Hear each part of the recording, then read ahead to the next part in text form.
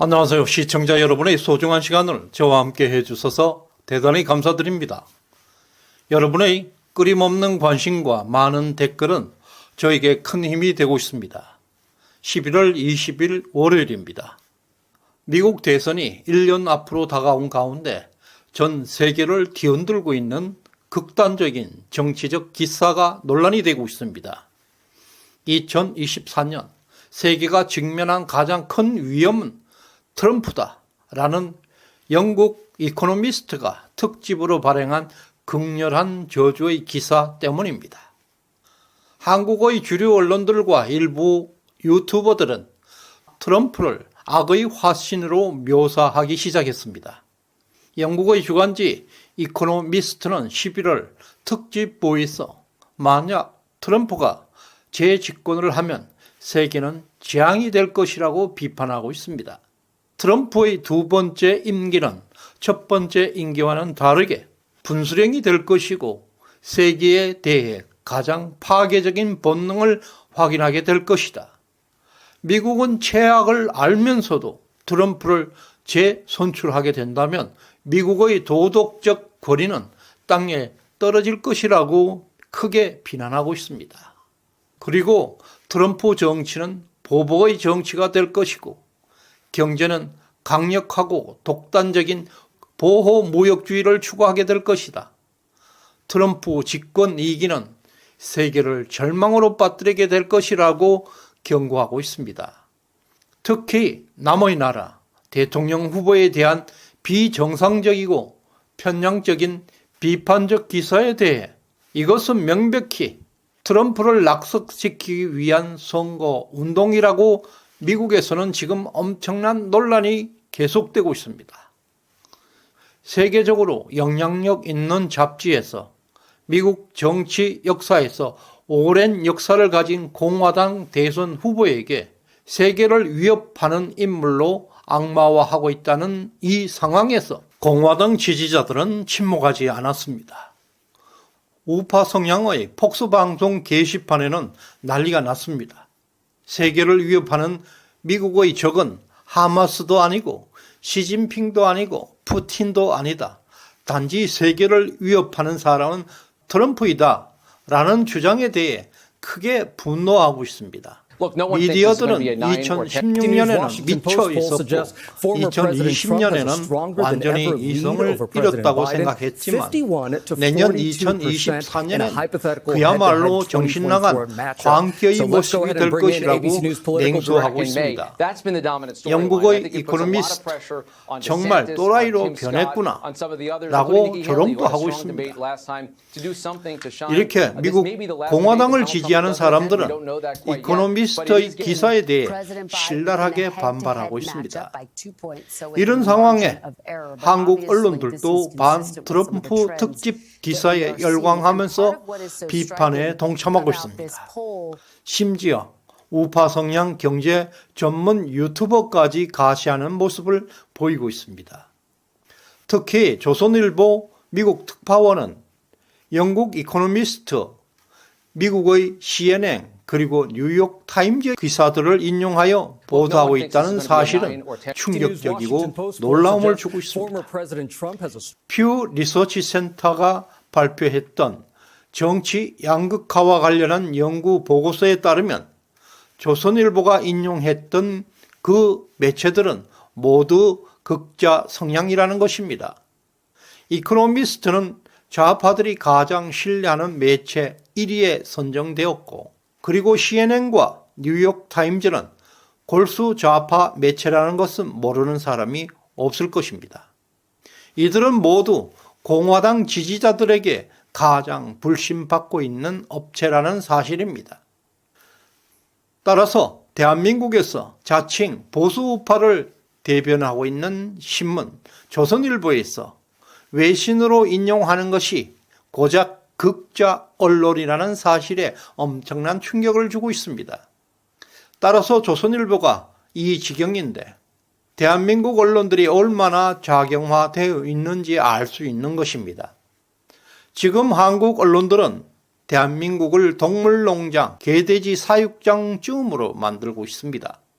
이런 해외 특파원의 경향은 이번이 처음이 아니라 외국에 나가 있는 한국 특파원의 오래된 습성입니다. 조선일보는 자신들의 이념적 스펙트럼을 분명히 해야 할 것입니다. 미국 특파원에 따르면 트럼프가 대통령이 되면 대한민국은 큰 타격을 받을 것이다. 미군이 철수할 것이고 미국 수출품에 대해서 관세 10%를 부과할 거고 아메리칸 퍼스트 그리고 보호 무역주의, 글로벌 무역 체제를 붕괴시킬 것이고 나토 국가들의 군비 부담이 증가하고 한국에 주둔하고 있는 미군 비용을 5배나 증가하는 등 세계는 그야말로 최악의 상황을 맞이하게 될 것이라고 보도하고 있습니다. 이것이 세계 패권국가 미국에서 200년 이상의 역사를 가지고 있는 정통 보수 우파 정당에서 나올 수 있는 정책이라고는 생각하지 않습니다. 우리는 오지 않는 미래를 걱정할 필요는 없습니다. 다만 트럼프와 바이든이 지금까지 무슨 일을 해왔는지 한 가지만 말씀을 드리고자 합니다. 지금 보시는 두 개의 차트는 트럼프와 바이든의 정책이 극명하게 다르게 나타난 것을 보여주고 있습니다. 첫 번째, 미국 연방정부 부채 증가액을 보여주고 있는데요. 트럼프 집권 4년 동안 연방 부채 증가는 빨강색 화살표로 표시되어 있고 바이든 집권 기간에는 파란 화살표로 나타나 있습니다. 지금 바이든 집권 3년 차입니다. 그럼에도 연방 부채 증가액은 트럼프 4년 증가액보다 약 3배 이상 더 증가한 것을 볼 수 있습니다. 바이든 좌파 정권이 얼마나 퍼주고 있었는지 지난 문재인 좌파 정권과 똑같다는 것을 알 수 있습니다. 두 번째, 패드 연방준비위원회 대차 대조표 차트에는 연방 순채무가 나타나고 있습니다. 트럼프 집권 기간 동안의 순부채 증가는 감소했습니다. 반면에 바이든 집권 3년 차에도 불구하고 연방 순부채는 겁나게 폭발적으로 증가하고 있는 것을 볼 수 있습니다. 이 두 개의 차트가 암시하고 있는 것은 중대한 의미를 가지고 있습니다. 이와 관련해서 어떤 경제 전문가들도 이를 해석하는 사람을 보지 못했습니다. 그 이유는 경제학만을 공부한 사람들은 세상에서 가장 무능하기 때문입니다. 시장 경제는 인간의 본성에 기반을 두고 작동하고 있습니다. 인간의 본성을 모르는 상태에서 경제 기사를 쓰고 있는 것은 눈뜬 장님에 불과합니다. 적어도 인간의 본성에 대한 통찰과 철학이 담겨 있는 공부를 함께 해야 경제를 볼 수가 있습니다. 따라서 본성에 대한 어떤 고민도 없이 경제를 함부로 전망한다는 우파들은 좌파보다 더 비판받아야 할 것입니다.